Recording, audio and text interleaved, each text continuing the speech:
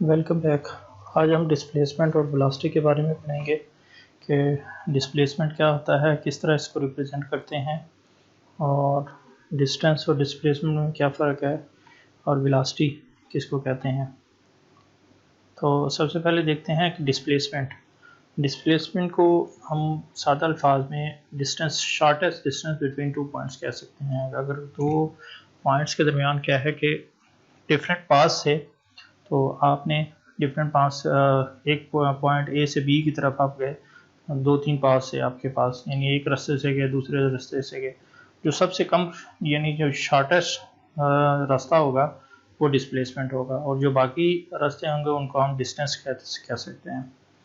Whenever a body moves from one position to another position in its position is called displacement। जब body क्या है एक position से दूसरी पोजीशन में जाती है, तो एक पोजीशन से दूसरी पोजीशन पे जाती है तो उसको डिस्प्लेसमेंट कह सकते हैं। जी, displacement can be represented by as a vector. और डिस्प्लेसमेंट क्या है कि एक वेक्टर क्वांटिटी है, डिस्टेंस क्या है आपके पास एक स्केलर क्वांटिटी है। ये डिस्टेंस और डिस्प्लेसमेंट में भी एक फ़र्क है। That describes how far in what direction the body has been displaced from its original position.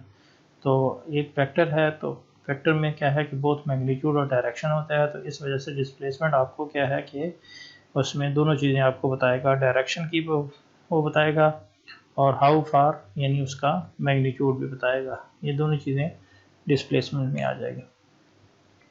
अगर इसको वेक्टर रिप्रेजेंटेशन हो, तो वेक्टर रिप्रेजेंटेशन में आपने इसमें पढ़ा हुआ है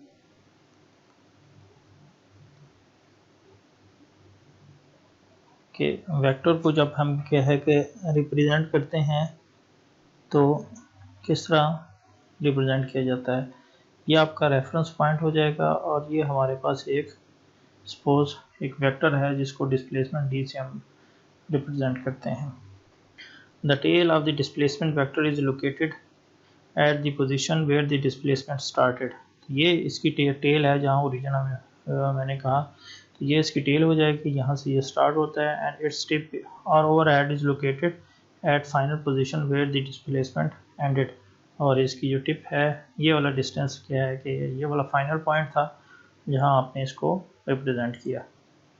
इसके बाद क्या है कि ग्राफिकल फॉर्म में हम देख सकते हैं कि आपके पास जो है डिस्टेंस बिटवीन टू पॉइंट्स क्या है। ये आपके पास वेक्टर ए है और ये आपके पास वेक्टर बी है। तो ये हो सकता है कि आपके पास ये डिफरेंट पास हों, मगर शॉर्टेस्ट डिस्टेंस है वो दो पॉइंट्स के दरमियान ये वाला है, तो इसको हम डिस्प्लेसमेंट कहते हैं। तो ये displacement between vector A and B भी हम इसको कह सकते हैं। तो ये बेसिकली इसमें है। इसको वेक्टर ए से, वेक्टर ए को r1 से रिप्रेजेंट करते हैं, वेक्टर बी को हम r2 से रिप्रेजेंट करते हैं। तो ये बेसिकली इसमें डिफरेंस है, या इसको हम क्या है कि डिस्प्लेसमेंट कह सकते हैं। अब क्या है कि वेलोसिटी क्या होती है।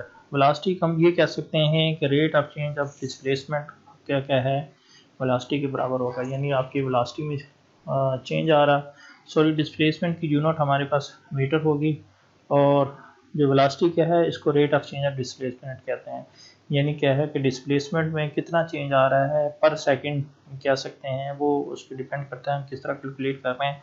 यानी कितना चेंज आ रहा है टाइम के हिसाब से, तो उसको हम क्या है कि वेलोसिटी होगी। यानी आप ये भी कह सकते हैं rate of change of displacement is called velocity.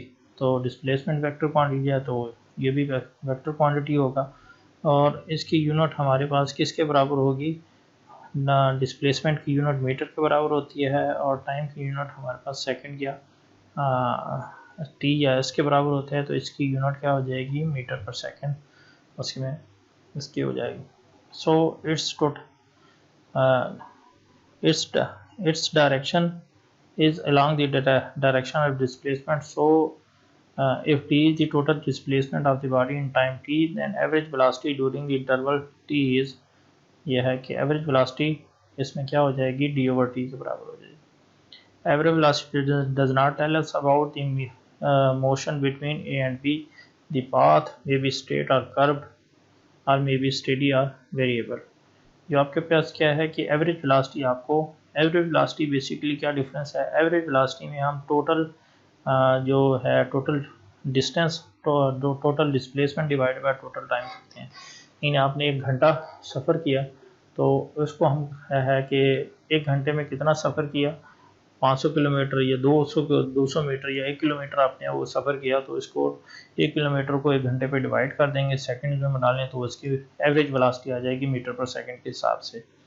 तो ये आपको क्या है कि ख़ास वक्त क्या उसमें, यानी क्या है 30 मिनट पे उसकी वेलोसिटी क्या थी, ये इसके बारे में नहीं बताता।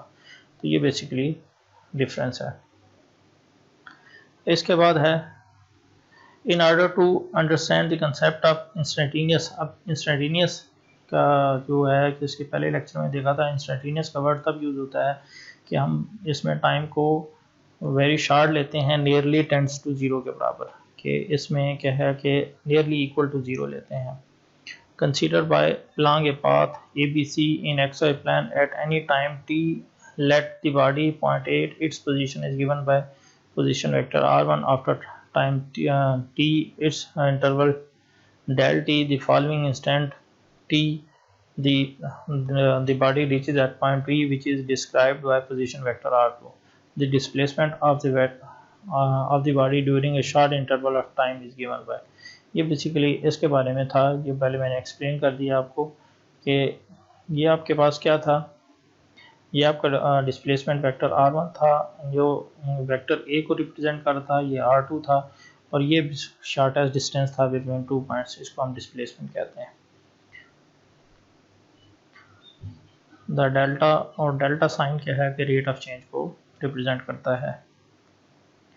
The notation delta is used to represent very small change। इसको है कि very small change को रिप्रेजेंट करने के लिए यूज़ होता है। The instantaneous velocity at point A can be found by taking a smaller del t smaller and smaller।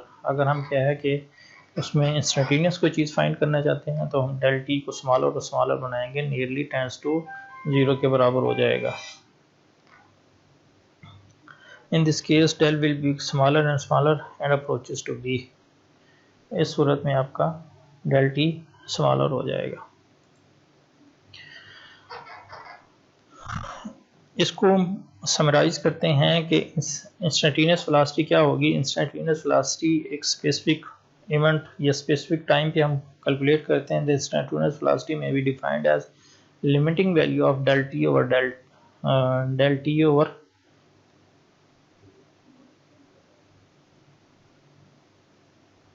Limiting value होती है। इसको हम क्या है कि इंस्टेंटेनियस वेलोसिटी को limit del t approaches to 0 del d और del t, तो ये आपकी इंस्टेंटेनियस वेलोसिटी होगी। इस तरह इसको रिप्रेजेंट किया जाता है कि इसकी limiting value interval del t और small interval of time. I hope आपको इस क्वेश्चन की, इस टॉपिक की समझ आएगी। Thank you for watching.